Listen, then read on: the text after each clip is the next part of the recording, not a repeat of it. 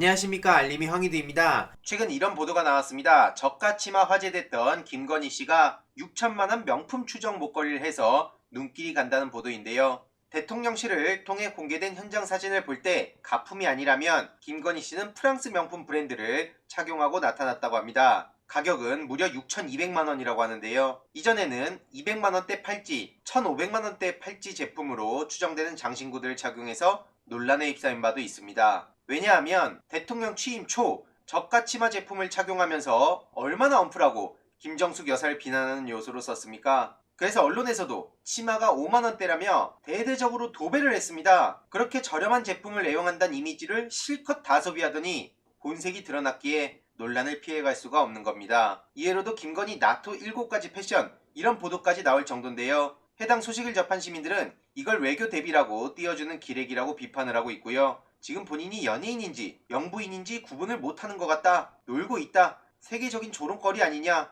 이런 비판까지도 쏟아지고 있고요. 저렇게 스페인 왕실에서 주최하는 공식 배우자 프로그램 참석 안하고 시장 패션쇼를 하고 돌아다녔다는 소식이 드러나서 더더욱 많은 비판을 불러오기도 했습니다. 이렇게 명품으로 추정되는 옷들을 계속해서 입고 다니는데 경제 위기 상황에 참 잘도 하는 짓이다, 이런 지적도 나오고 있고요.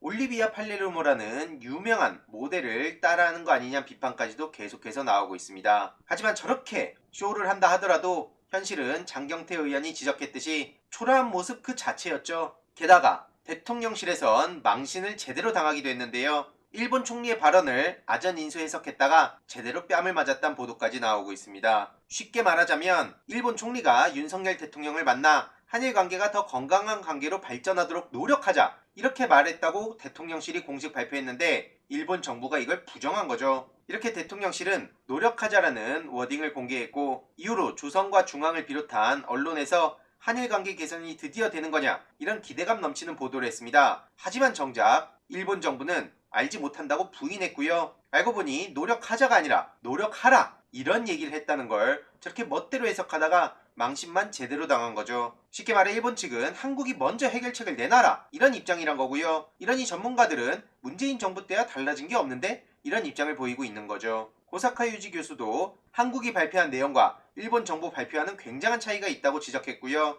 윤석열 정부에서도 문재인 정부 때와 똑같은 기조를 유지하고 있다는 걸 공개하며 윤석열 대통령실을 비롯한 많은 언론도 같이 망신을 당한 셈입니다. 이에 엄청나게 싸늘한 반응이 이어지고 있고요. 그럴 수밖에 없다고도 생각합니다. 이후로 이런 보도까지 나오고 있는데 정말 부끄럽다는 생각밖에 안 들고 무능, 무식, 무책임 그 자체라고 생각합니다. 이런 윤석열 정부와 국민의힘 만행을 지적해도 모자랄 마당에 계속해서 민주당 내부에 총구를 겨누고 있는 사람이 있죠. 이재명 의원을 향해선 불출마해야 된다는 얘기를 해서 많은 논란을 키우기도 하고 그러면서 주목을 받기도 했는데요. 무관심은 답이다 라고 얘기하시는 분들이 계시지만 그것도 때가 있고 사람마다도 다 다르다고 생각합니다. 지금 이 순간에는 청년들이 각자의 생각을 많이 내야 된다 생각하고요. 일부 과한 표현이 있다 하더라도 많은 비판의 목소리들을 전혀 듣지 않는 모습에 더더욱 거센 논란을 부추기며 주목을 받는 마케팅을 하는 거 아니냐, 이런 비판까지도 나오고 있습니다. 최근 리포액트와의 인터뷰를 마쳤는데요. 제일 중요한 건 박지원 지지자들과 2030 여성들을 동일시해서는 안 된다, 이게 무엇보다 중요하다고 생각합니다. 대략 어떤 내용을 전했냐면 대선과 지선 과정에서 무슨 생각을 했는지, 조국 전 장관을 손절해야 제가 큰다고 얘기하던 사람들이 많이 있는데 저는 그러면 그럴수록 개혁은 더 힘들어지고 화살은 돌고 돌아 본인에게 돌아온다, 이런 말을 전했고요. 이외로도 팬덤 정치 결별을 주장하는 사람들에 대한 저의 생각, 새로워진 민주당에 바라는 내용, 그리고 우리가 나아가야 할 길, 아프리카 TV의 탄생과 펜코어 같은 커뮤니티가 결합해서 일베 성향의 내용들이 어떻게 대중들에게 스며드는지, 이를 어떻게 해결해 가야 되는지, 과거 MB를 존경했던 시절 어떤 생각을 가지고 있었고 지금처럼 반대해서 강하게 목소리를 내게 된 사실,